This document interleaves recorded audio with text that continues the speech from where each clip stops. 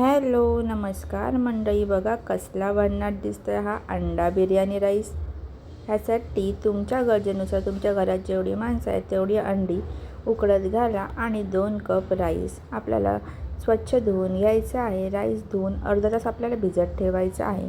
त्याच्यानंतर उभे चिरलेले कांदे, टोमॅटो, 2 उभे चिरलेले कांदे आपल्याला काय करायचे, फ्राय करून घ्यायचे आहेत। छान असे ब्राऊन झाले की काढून घ्यायचे आहेत। अंड्याला छान असा चिरा पाडून हळद, मीठ, मसाला घालून तेलात फ्राय करा, म्हणजेच कसं मसाला आतमध्येपर्यंत मुरतो। आणि त्याच्यानंतर आपल्याला कुकर गरम करायचा आहे। कुकरमध्ये तेल घालून खडे मसाले घालून घ्यायचे। 2 उभे चिरलेले कांदे, 2 टोमॅटो, 2 मिरच्या, आलं लसूण मिरची पेस्ट घालून दही घालायचं आणि छान आपल्या घरातले मसाले घालून तेल सुटेपर्यंत फ्राय करायचं आहे। त्याच्यानंतर जे आपण भिजत घातलेले तांदूळ होते ते घालून छान असे तेलात परतायचे आहेत, म्हणजेच राईस मोकळा होतो। पुदिना, कोथिंबीर आणि उकडलेली अंडी घालून छान असं परतून घ्यायचं आहे। तळलेला कांदा घालायचा आहे, तूप घालायचं आहे आणि कुकरची एक मीडियम गॅसवरची शिटी करून घ्यायची आहे।